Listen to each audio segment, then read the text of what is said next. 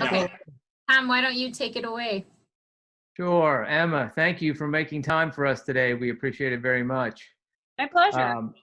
I am Tom Jakovic. I'm the CEO of the USA Track and Field Foundation, and I want to thank everyone for participating today. The foundation was formed 15 years ago, basically to grow the sport and raise money and give it to athletes. And part of our mission is supporting athletes like Emma, and then in turn have them give back to the sport by sharing their knowledge and experience with the next generation of stars. And the program is called Run With Us, and we've typically done that in a live setting, be it at a Parks and Rec or a school or other venues. But given the circumstances, we're attempting today to do our first virtual Run With Us. So I appreciate everyone's patience, and please bear with us. This is the first time for us.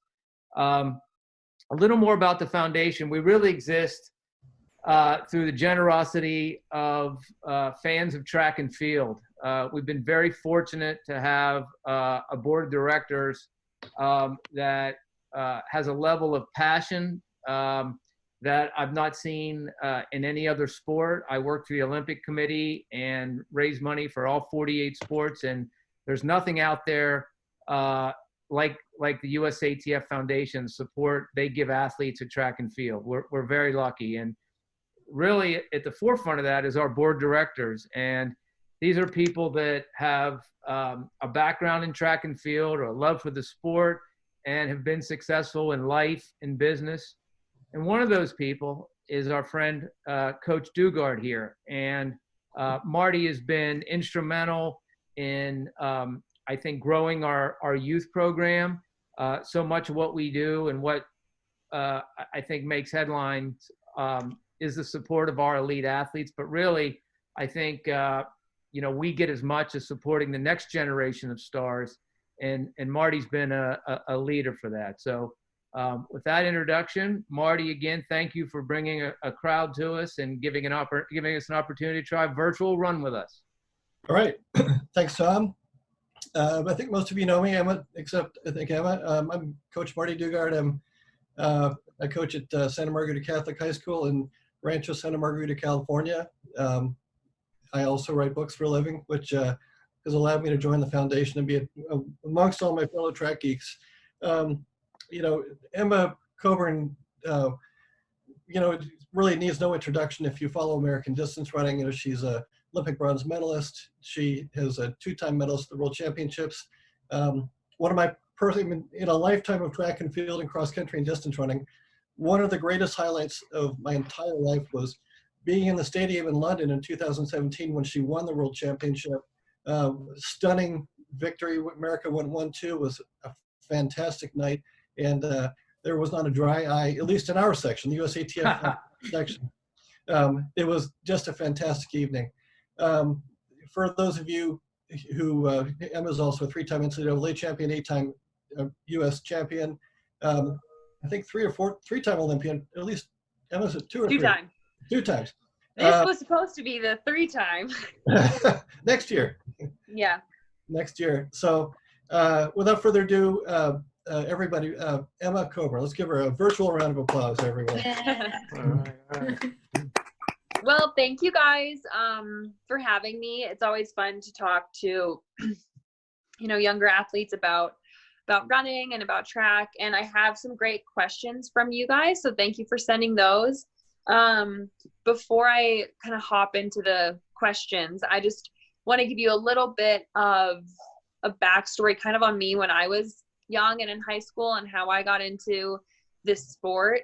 I think a lot of people assume that, everyone in the Olympics always either had that Olympic dream or had constant success and never had setbacks. And the truth is most people standing on the starting line of the Olympics have had injuries that they questioned, their whole career. And if they could continue, they've had big, huge setbacks and disappointments and plenty of lows. But through that, they kind of kept their head down and kept working. And that's kind of what sets champions apart, is being able to stay motivated and stay disciplined and stay on track, even though there's plenty of ups and downs.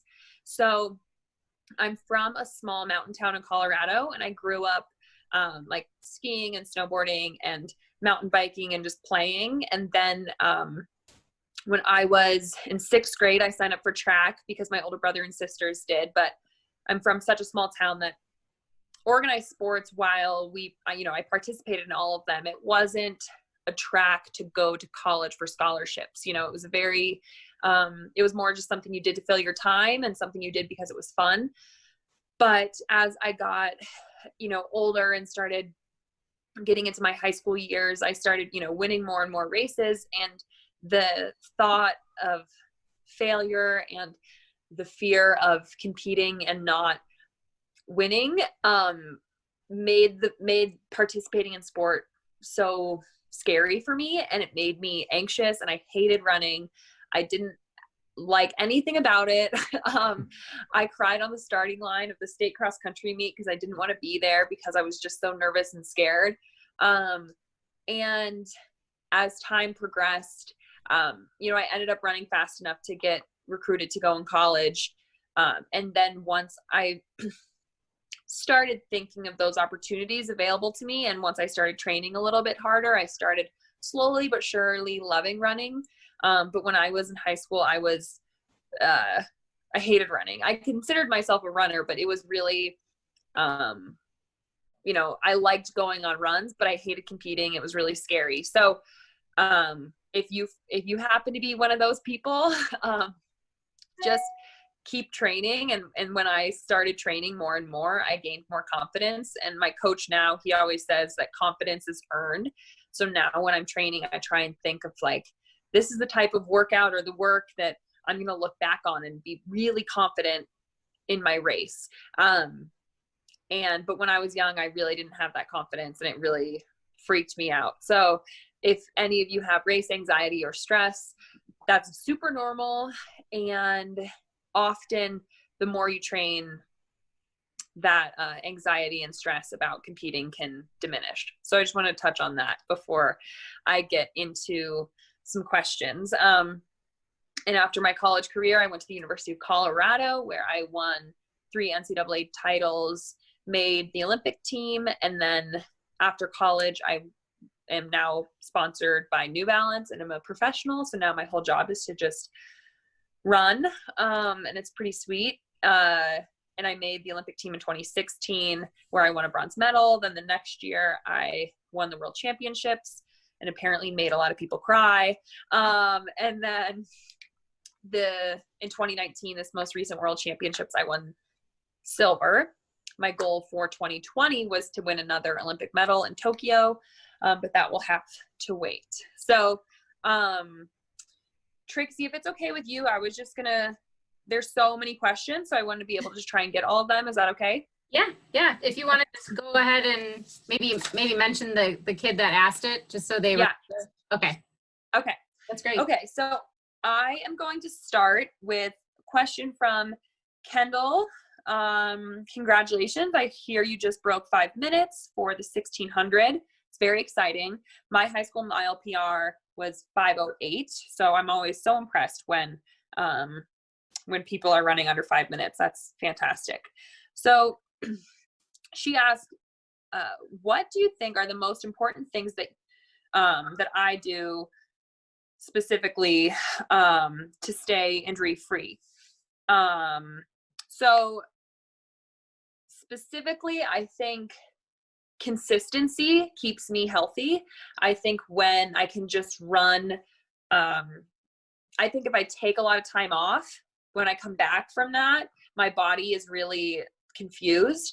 And so even kind of in my downtime, I try and run most days, even if it's just for a few miles, just to kind of get my tendons familiar again, and to keep that memory in my body. So I think consistency is really important. And then in this question, Kendall, you say stretch, roll, get 8 hours of sleep, etc. So you wanted me to talk beyond that, but sleep is super important. I try and get 9 hours of sleep. There's been countless studies that say if you get less than 7 hours of sleep, your injury rate is nearly double that of someone who sleeps 9 or 10 hours a night. So really sleep is, you hear that all the time, but it's said because it's important. And then the last part of staying injury free for me is fueling. And this was kind of a common question from a lot of you guys, was kind of nutrition tips and fueling, right? So I'm going to dive into that a tad right now. And hopefully I cover most of what you guys were curious about. So it's way, way, way important it's better to be like overfueled than underfueled. You are underfueled, you're at risk of getting sick, getting hurt, getting decreased bone density. If you're a girl, losing your period, which has long-term consequences. And the difficult thing is I see a lot in high schoolers, especially, someone might drop a lot of weight and they are excellent for maybe 3 months, 6 months, maybe a year. They're excellent. They're winning every race, but then they fall off and you never see them again. So the quick weight loss and being super, super thin is not a sustainable model. And if you look at the starting line of the Olympics in the 1500 at men and women, those athletes are strong. They got muscle. They are, you can tell they're well fueled. So consistency in your eating habits and making sure you're overfueled, not underfueled, is really important. So specifically for me, I try and eat a lot of carbs, a lot of protein. Most runners don't get enough protein in their diet. And then I also think it's important to not restrict yourself on things. I'm 29, so I'm allowed to drink, and I will have drinks, and I'll have desserts. And you sometimes see a lot of some influencers or a couple athletes here and there who are so restrictive that they keep a calendar of how many days they've gone without having dessert, and that's some marker of success for them, apparently. But I have dessert every day. I have chocolate every day. I have a cookie every day. And if you're working hard and you're fueling your body all the other meals of the day well with fruits and vegetables and carbs and protein and not too much sugar in those other meals, having a cookie is fine. And so I think there's a myth that you have to be really restrictive. And if most of your food you're eating is coming from good sources, whole foods, I don't really eat a ton of processed stuff. Good fruits and vegetables, again, good carbs. Being underfueled on carbs, your muscles will start to break down, because I'm getting a little technical, so just bear with me, but your muscles are like a grid, and the inside of the grid, the holes, is glycogen, which is derived from carbs. And so if you don't eat carbs, your muscle grid will just go because it doesn't have the glycogen to support it. So your muscles will start eating themselves, your muscles will start to get damaged, and then you can't perform. So don't do a keto diet, don't cut carbs, that doesn't work. It actually will make you gain fat often. So fuel well. And if you have any specific questions that I haven't touched with nutrition, you can drop it. I think there's usually a chat. Yeah, there's a chat feature. Yeah, so you can drop it in the chat. But after I run, I drink a protein shake. I eat carbs before every run. And then after my run, I always have a protein shake or a yogurt, a good source of protein. So I'm going to move on to a question from Troy. What was your breakthrough race as a high school runner, and why? As a high school runner, as I said, I hated running, but I do the steeplechase primarily, and they don't have the steeplechase in Colorado in high school. And so I went to a meet out of state and there was a steeplechase, and I just kind of tried it. And I happened to win the race and qualify for high school nationals. The race was held at like 5,000 feet elevation, and I'm from 9,000 feet elevation. So it felt really nice for me, but because of that altitude, it got some big conversion. So I ended up qualifying for high school nationals. And when I was there, that's where I got 4th place and ended up getting recruited. A bunch of college coaches saw me race there. So the time was very slow. It wasn't very exciting, but that was a breakthrough because it just, my first time trying the steeplechase, it felt great. It felt right. And then it also just opened the door for me to go to nationals and really opened my eyes to what potential running had for me. Prior to that race, I was like, no way am I running in college. It's way too scary and hard. And so that race definitely kind of changed the trajectory of my life. Okay, a question from Matt. Before a race, he tends to overthink. And what's my routine before a race, and how do I calm my nerves down? So that's a great question. I really do a lot of visualization before I run or before I race. My race day routine is really boring. Most of our races are in the evening. So I wake up, I have a big brunch, I nap, I go on a little shakeout run, I have lunch, I watch Netflix, nothing exciting. But right before I leave my hotel room, I lay down on my bed and I close my eyes and I picture every step of the race, what I want to be feeling, what I want to be hearing, what I want to see on the clock, what my competitors will be doing, what my race mantra will be. I really rely on, usually in a race, I'm thinking of either the splits or I'm thinking of like repeating over and over some race mantra. When I won the world championships in 2017, my coach had said, you have to stay with the leaders for 2,000 meters. And I don't care what happens. If you blow up after 2,000 meters, it's okay.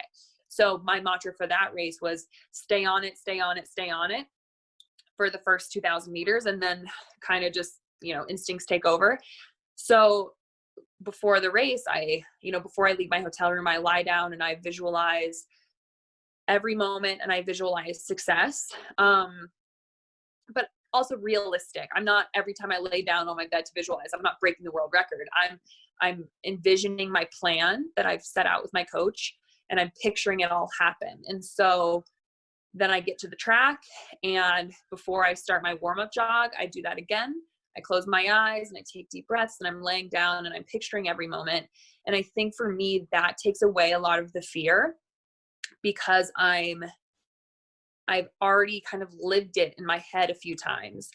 And no race ever goes to plan, but having that practice in my head of what I'm about to experience and practicing, okay, when I get to 1K in the race, I'm going to say to myself, blah, blah, blah, whatever it is. And so then when I'm actually out there and the gun goes off and I'm racing, when I get to 1K, I can remember this is the time that I say this mantra, and I've practiced it. So that really helps me kind of pre-race get rid of some nerves. Okay, this is from a different Matt. How do you stay motivated to continue during tough situations like what's going on right now? Well, I think I touched on this a little bit early on, but I do think right now everyone in the world is going through some really tough times. And specifically right now, I honestly think it's easier because everyone's going through it. And it's sad and it's a bummer, but there's nothing we can do to control it. And right now I'm staying motivated by thinking that the future me will be proud of the work I do now. I can't just sit on my butt and wait for the calendar to click off into 2021, because then I'll be not prepared for 2021. So right now I'm trying to put work in that next summer I can look back and be like, wow, I really made use of my time. and no one was watching. No one celebrated it. It wasn't beautiful. It wasn't exciting, but it was still good work. And I can look back and be proud of myself. So I think specifically with COVID right now, because there's nothing we can do, I think having the best positive mindset you can is useful, and just trying to make kind of your future self proud. You never regret going on a run, you know, and of course there's days that it's harder to be motivated. And in those days, I think it's really useful to, you know, go on a run with a friend, or listen to a great pump up song when you're on your run, or listen to a great podcast. You can rely on other outside, you know, influences to get you motivated on those really tough days. But in general, I just am thinking of like making my future self proud. But then there's other setbacks that definitely feel more individual. Like if you happen to get an injury and the rest of the world is healthy and competing and crushing, it can definitely feel more isolating and lonely, and that you've been like left behind. And that's happened to me a few times, that I've had an injury that was, you know, at the early stages of a season, or the injury prevented me from hitting a lot of my goals. And in those, I think it's really important to find things outside of running that bring you happiness, and try and remind yourself that you're valuable beyond running. And you can still be super focused on cross training and recovery and sleep and all of that, but have a new hobby also, and spend more time with your friends and family, or take a vacation with your family if you're able. Like whatever it is, try and find joy and self-worth off of the track. If you happen to have an injury or a setback where the rest of the track world is continuing on, or your teammates are all still running and you're hurt, just try and find happiness and value outside of running. And then I think that can help you get through it. Okay, this is from Savannah. How do I stay committed to your first mile split in a race when there are other runners ahead of you?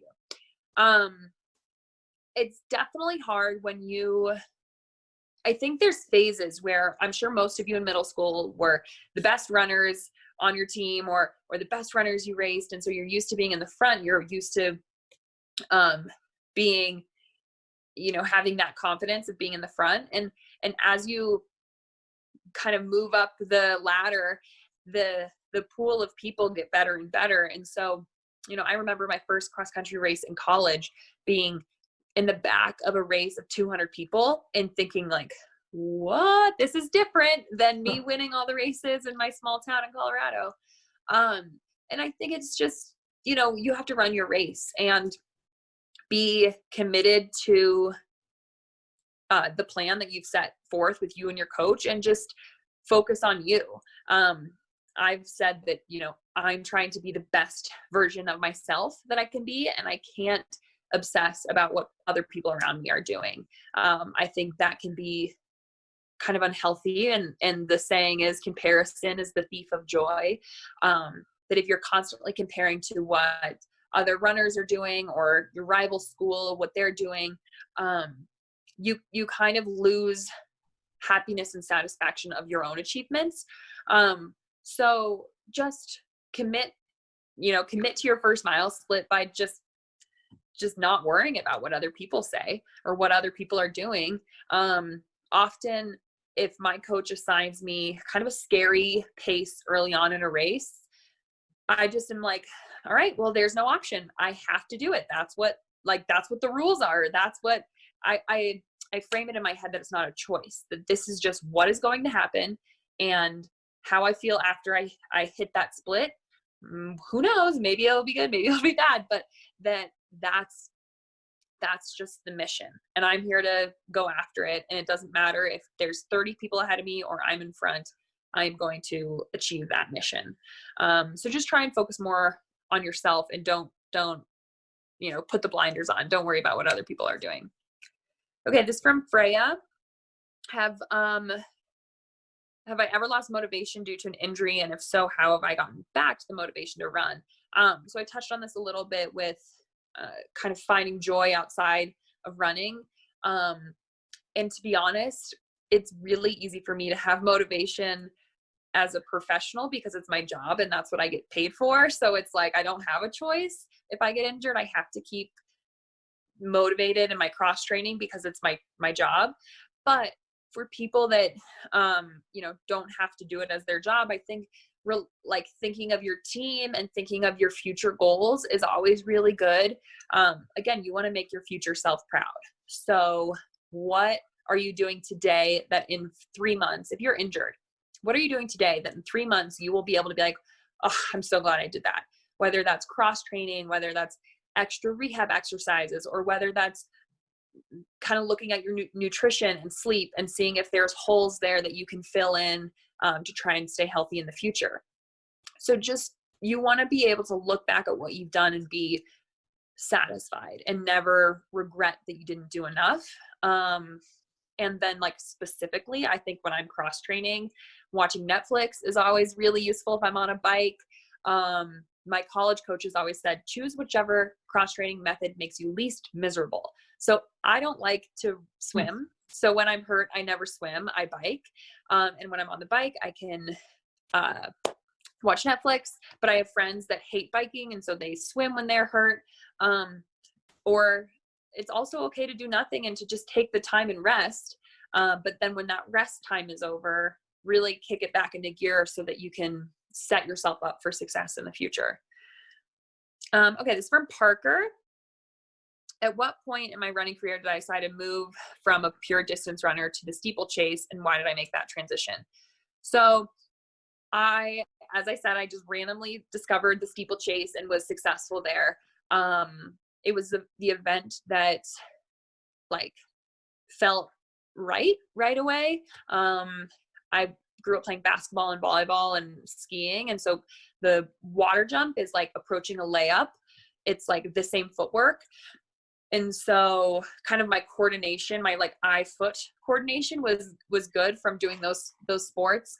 And then I think the flying aspect of it wasn't really intimidating because I would ski off, you know, little kickers and cliffs and whatever. So like being in the air and having hang time didn't stress me out.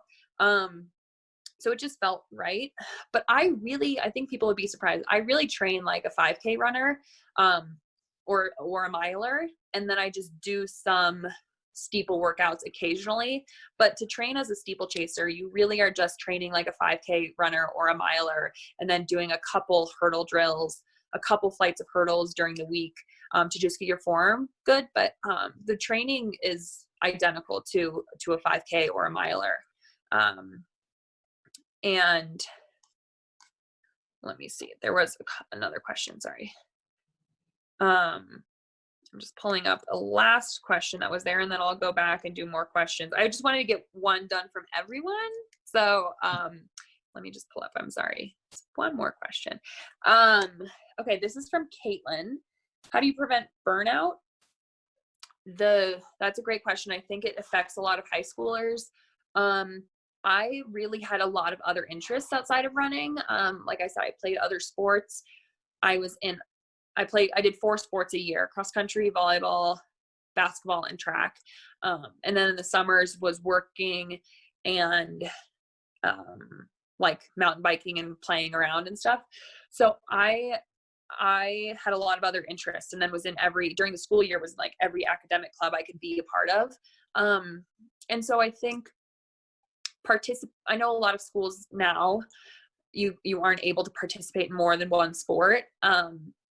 But I really did, even if it's just for fun, a hobby, you know, like after school shooting some baskets or whatever it is. I think developing some hobbies outside of running is really important, and that helped me like avoid burnout in high school. And then obviously when you get to college, your sole focus is running and school. And in that scenario, it was definitely more enjoying the team aspect, enjoying my progress, getting better as an athlete, and really enjoying the development and growth that I was displaying. But I think in high school, trying to be a part of something besides running is a really good way, whether that's an organized sport or an academic club, or you know, a job on the side, or, you know, I babysat in high school and was a waitress, or like having, you know, shooting baskets after school, whatever it is. I think that was really helpful to me. Okay, so now I'm going to go back. Let's see. Do we have any chat questions before I go back and answer more of your questions? I think we're good on that. Okay. Okay. So I have about 10 minutes left. So I'm going to go back and go through some more questions that you guys had, but I just wanted to at least get one from everyone. Okay. So this is from Kendall again. What do I love about running? For me, what is it that keeps me motivated and keeps me going? What I love about running is that it's such a challenge individually, and you really can see your growth and progress physically and mentally and emotionally. Obviously, the goal is to always run a PR, run fast, but even the times that you don't do that, it's still every race or every workout, you can walk away having learned something about yourself, whether it's a physical thing or a mental thing. And because it is such an individual sport, I think it exposes a lot about you, which in high school is what freaked me out. But now as an adult, it's something that I really think keeps me accountable and keeps me honest. Like, I want to be able to look in the mirror and be like, I know I did everything I could, and I want to leave a workout feeling like I left everything out there. I never want to have regret with practice or a run. And so I think that's what I love about, you know, that's really what I love about it. And that's how I stay motivated too, is it's always building on itself. I don't want to let up this week because last week I crushed. So this week I got to crush again because I don't want to just drop the ball. And then that builds to be this month and last month and this year and last year. This is another one from Kendall. What's my favorite race in my career? I get asked this a lot, and I have a hard time deciding between the World Championship gold in 2017 and the Olympic bronze in 2016. The Olympic bronze, I came into that race ranked 3rd, and I ran much of the race in 4th, kind of in no man's land, but then I ended up getting 3rd and I almost got 2nd. But that race was more of like a relief and I felt so whole and complete when it was done, because I felt like that was winning an Olympic medal is something that like I will be proud of forever. And so that was special. But the World Championships the next year, I came into that race ranked 6th. And that was a race that Joe, my coach, said, just stay with the leaders for 2K, for 2,000 meters. And I don't care what happens after that. And so that was a race that it was stay on it, stay on it, stay on it. And I got to 2,000 meters with 1K to go and felt it was so hard.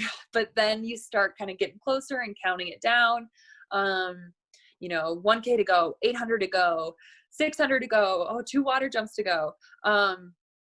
And then I ended up winning the race. And that was just so surprising. And to know that one day you were the very, very best in the world at what you do is so like special.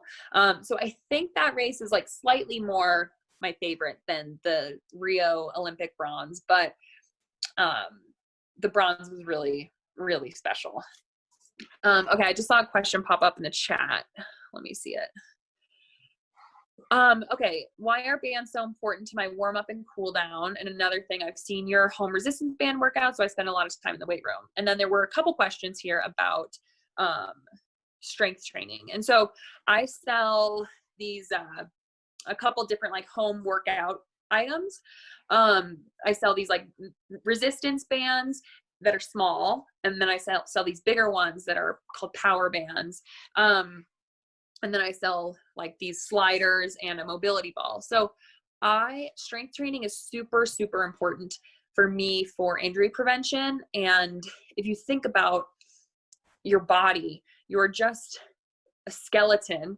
And if you're able to add some muscle and strength and be able to use those muscles in a functional way, in a powerful way, your skeletal system will be much stronger and take a lot less of the load. And so I think it makes me get less bone injuries. I think it makes me healthier that way. But then I also think, because I'm constantly working on mobility and functional strength and moving correctly, that my form is better. I can take a lot more training. It just keeps me, it's a really, almost like, it's like adding armor to yourself and, strength training. And so that's a big part of my routine. I lift weights 3 days a week, and I lift pretty heavy, but I didn't start lifting heavier until like halfway through college. But the nice thing about the resistance bands, which I use every day before I run as a warm up to kind of get my body moving properly, those bands are nice because you can't really mess it up. If you're starting to lift heavy, you want to be working with someone who has experience in strength and conditioning, or someone who has the education and credentials. So the nice thing about like those mini bands and power bands is that the exercises and movements are safe and simple, and you can do them anywhere. I have a bunch of the videos on my website. And I just think it really helps create like a strong core, strong glutes, strong hamstrings, really makes your midsection feel nice and stable. And then also like your lower legs, shin splints, all of that. It's really great at helping that as well. Okay, let's do probably 2 more questions. What's my favorite workout to do where I know I'm ready to run a fast one? Well, usually, as you guys know, your favorite workout is also the worst workout because it's the hardest. And if you nail it, you can leave it so confident.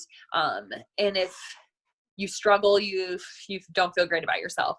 In college, it used to be 4 1K repeats over barriers. I would do that, and that would tell me that I was really ready. If I nailed that at kind of race pace, then probably now it's more, my workouts change all the time. I don't really have like a classic one that is the definer of success, but often it'll be some cut down workout that, mile, 1200, 800, 400, 200. And if I can nail that and feel really strong at all of those distances and different paces, then I kind of feel prepared for battle. Okay. Sorry, let me just find one more great one to end on. You guys sent a lot of good questions. Thank you for taking the time. You're doing a great job, Emma. I'm telling you, I'm writing notes here to myself. Oh, good. Okay, we'll do one more from, wait, I just saw one. I'm sorry. From Matt D. Towards the end of the race, like, what's the best strategy to maintain your pace and energy and not losing out at the end? This is something I'm still working on. I don't have a big secret for you guys to share, but I think mentally, physically, it's just training and gauging your effort. Not starting your kick too soon. As you train more and as the years progress and your base of strength builds, you'll be able to hang in longer at races. But I think it's important mentally to not like give up just because the finish is there and someone might be kicking away from you. But it's always like every second counts, whether you're running, 5:20 for the mile or 5:19. Every second makes a difference. And especially when you're racing like a cross country race with a team, every position matters. And so I think just trying in your mind to remember to fight to the line. But it's still a skill, a strong closing finish is a skill that I still am working on and I don't always nail. So I don't have the best tips and tricks for that one, but I just think mentally, staying focused and engaged the whole time, and not letting off the gas just because you might be bummed someone's passing you. Really just stay engaged through the line. So that is all I got for you guys. That's awesome. No, Emma, thank you very much. It was super cool to have you come on with the team. Very much appreciated. Thank you so much for the great questions. I really appreciate it. I feel like sometimes I talk to teams and it's it's either crickets, like they're not wanting to ask questions, or if they send questions in advance, it's a little more, like, how do you get abs? It's not necessarily as thoughtful. So thank you for sending these really thoughtful questions. I really appreciate it, and wish you guys the best of luck whenever you do get to have a season and race.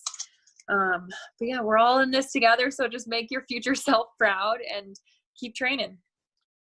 Emma, that was a fantastic job. Really appreciate it. Thank you. Bye, guys. Bye, Emma. Thank you.